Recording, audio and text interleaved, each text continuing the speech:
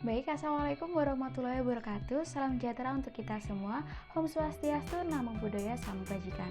Perkenalkan, nama saya Sofia Putri Fatmawati dengan NIM 191910202058 dari Program Studi Administrasi Bisnis, Fakultas Ilmu Sosial dan Ilmu Politik Universitas Jember, kelas Public Relation C3.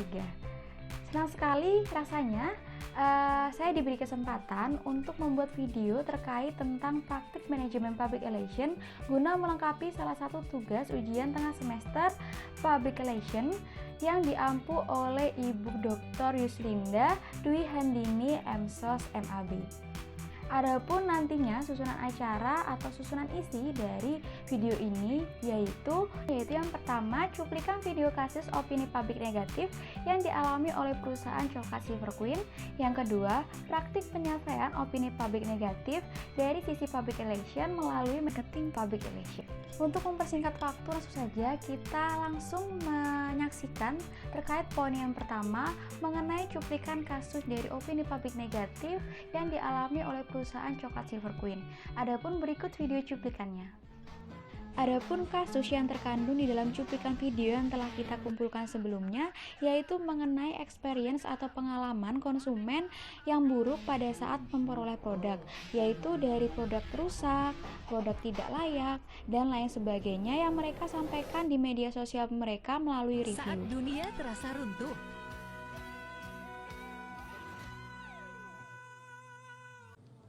saya nggak ketemu denyut jantungnya.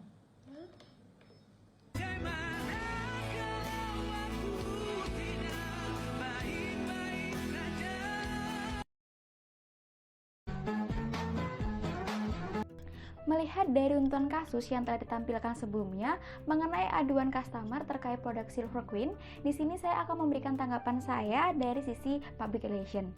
Adapun upaya yang akan saya lakukan sebagai bentuk manajemen public relation ketika menghadapi kasus yang beredar tersebut yaitu dengan mempersiapkan manajemen krisis. Apa itu manajemen krisis?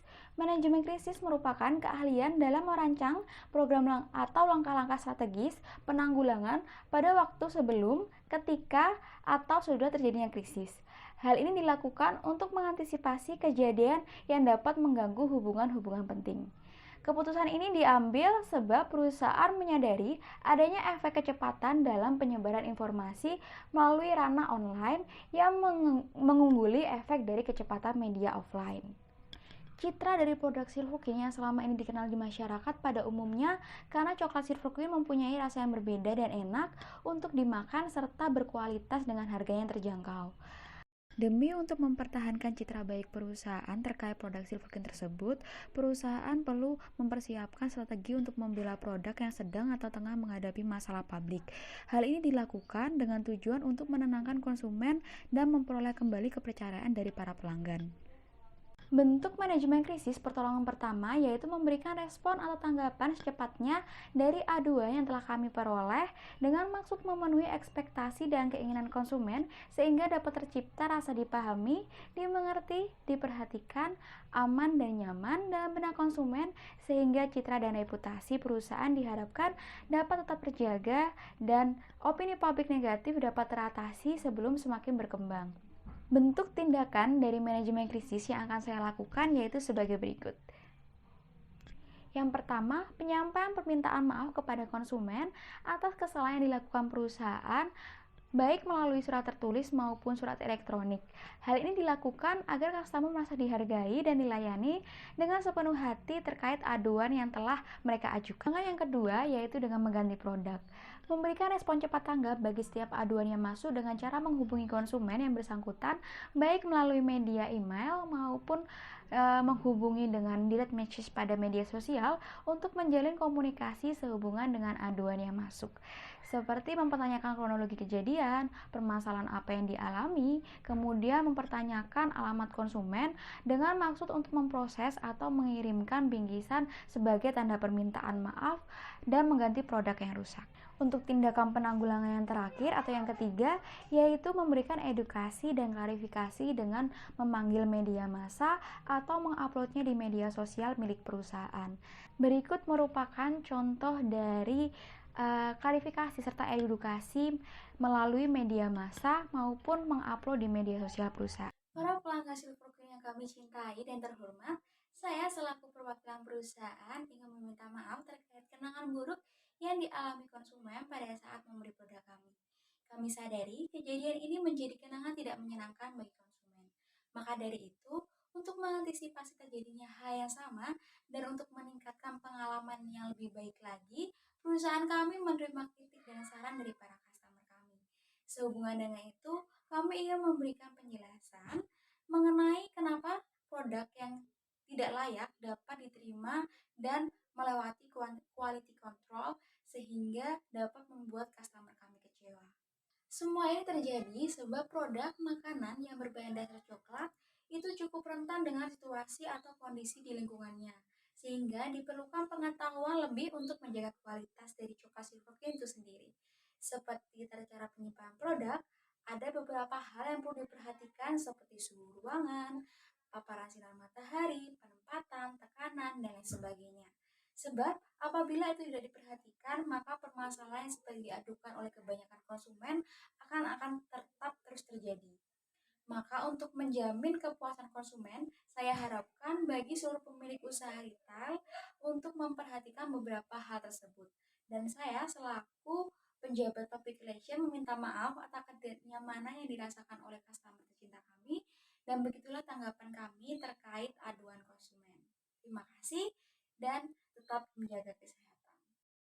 Alasan mengapa media massa dan media sosial diikutsertakan dalam kegiatan ini berdasarkan dari buku komunikasi korporat yang dikeluarkan oleh Profesor Dr. Insinyur Satrio Sumantri Brojonegoro. Di dalam buku ini menyatakan bahwasanya media massa dan media online dapat mempengaruhi persepsi masyarakat. Jadi media massa dan media online dapat menggiring persepsi masyarakat ke arah yang baik maupun yang buruk. Maka dari itu diperlukan hubungan yang baik sejak awal dengan media online dan media massa. Media online dapat memberitakan informasi dari waktu ke waktu terkait produk atau perusahaan yang sedang mengalami krisis. Kemudian selain itu komunikasi yang tidak efektif ini akan memunculkan kegagapan atau ketidakjelasan dalam penyajian informasi yang mana akan mempengaruhi persepsi publik maupun dapat menimbulkan ketidakmampuan atau potensi resiko pemikiran dari masyarakat bahwasanya perusahaan tidak mampu mengatasi permasalahannya sendiri.